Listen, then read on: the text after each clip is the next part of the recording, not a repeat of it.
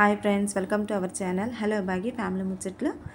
So chicken curry prepare చేస్తున్నానండి ఈరోజు. మా బాబు అడిగాడు, ఎందుకంటే వాడికి చికెన్ కర్రీ అంటే చాలా ఇష్టము. లాస్ట్ సండే నేను చికెన్ చపాతీ చేసి పెట్టాను, అయినా మళ్ళీ అడిగాడు. పిల్లలు ఏదైనా అడిగినప్పుడు ఏంటంటే మనకు కొంచెం ఇబ్బంది అయినా కష్టమైనా కూడా వాళ్ళకి నచ్చింది చేసి పెట్టడానికి మనము ఇష్టపడతాము. సో ప్రిపేర్ చేస్తున్నానండి.